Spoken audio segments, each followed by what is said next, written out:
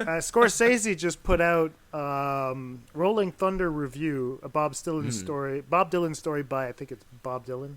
Yeah. By Martin Scorsese. Okay, so Rolling Thunder Revue, a Bob Dylan story by Martin Scorsese. I started watching that, and I can comfortably say that the Beat Generation are assholes.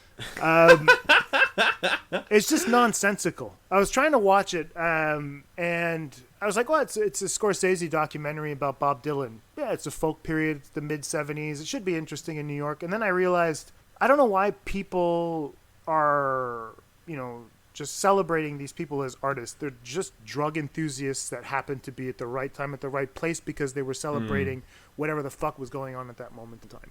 Mm-hmm. So I think people like want that more than they sort of celebrate it in my head. Like people by listening to that music, they get the vibe of what it would be to be in that position where you just sort of coast around in life for fucking days at a time, getting high and fucking kind of spewing out a bunch of chords with muddery lyrics over the top of it, and you were a superstar for a period of time, and people sort of dream of capturing that a little bit. I can get it, but I mean, being creative for creative's sake is not good in my opinion. There's a lot of that's what we do. We're not very good at it. No, but there's a lot of garbage. I mean, I was Bob Dylan. I've never been particularly a fan. I get that why some of his music is really good, and he's shown in the documentary as someone who was maybe perhaps not as nuts as everybody else, and so I think that's why he's probably better perceived, as a Leonard Cohen type, possibly really good lyrics and stuff like that, knows how to, harmonize everything, put it all together into this nice little neat, efficient package. But I mean, there's a part of the documentary where Patti Smith is like going on and on about some archer going into some kingdom to rescue a woman who wants to be princess, but she's marrying a sultan, and you can see that she's just like completely like, this is drugs talking to the point where you're like, this is no longer art. This is tedious bullshit that I have to put up with, and I'm like, fuck you. And they're all clapping, and it's just like, at least you're getting it out emotionally, and you're like. But there's no thought process involved. There's no calculation. There's no control over what the hell's happening at that moment in time. And to me, that just becomes a jumble of nonsense. And I'm like, I had Lewis Carroll to do that to me 150 years ago, and I'm fine with it. I don't need Patti Smith from 1975. And so it's a bit strange. I think that this is the kind of nostalgia that I don't understand. Yeah. And that's probably my problem. I'm pretty sure if I show this to my parents, they'd probably be like, yeah, we weren't into this shit either. It's a very special group of people that kind of stood out at a moment in time and just decided to get wasted together. And I understand that it's out of context because I didn't know what was going on in politics in Vietnam and, that whole period in time where it seemed like people were fighting for...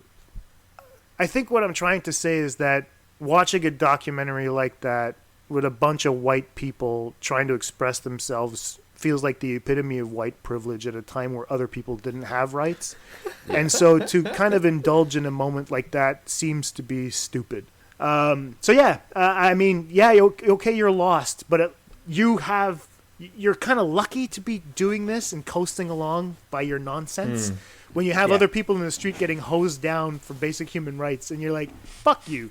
How dare you come tell me about that archer and the sultan with the woman and all that shit when you could actually be doing something else that's not necessarily creative but impactful.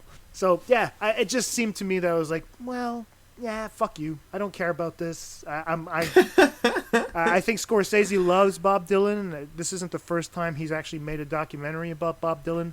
I think we've said everything we need to say about Bob Dylan now. He's 78 years old. I'm pretty sure he's producing still good music and stuff like that, but I'm pretty sure that he's past his prime now and we could just let it be. Yep. So the review of whatever the hell it's called, what did I say it was? Anyway, that Rolling Thunder Review, Bob Dylan's story by Martin Scorsese is a waste of time. Unless you're really interested in that period and you're really well versed in it, and you like the Beat Generation and Ginsberg and Kerouac and all them guys, go ahead. You'll have a blast because it's playing to your sensibilities. But to me, I'm just looking at crazy people with a microphone. So, boring as shit. Fair enough. Let's see, what else did I do? What else did I watch? Watched a couple of comedy shows. Anthony Jeselnik's latest comedy show is really good. I like that. But other than that, nothing comes to mind really. I haven't been watching anything because I won't say that I'm done, but I feel like I've kind of lived that life and I'm on to something else now. When I watch something, I do it for fun. I don't do it as homework, and I think that's what it became now. Is I had a lot of planning to do with the last semester in college. I was teaching the literature and cinema course that needed to be redesigned, so I was able to kind of go back into lit theory and have a lot of fun building the class in an accessible way for this level of college student, because there's university after here.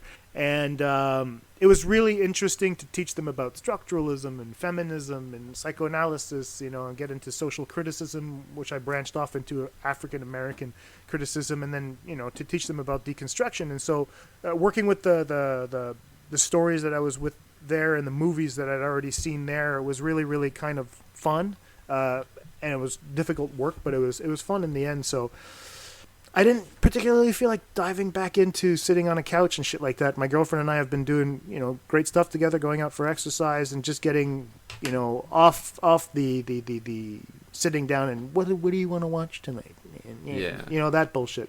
So, I'm looking forward to watching a couple of things, like Jordan Peele's Us. I haven't had a chance to watch that yet. I want to watch Black Klansman. That looked really good. Yeah, you should.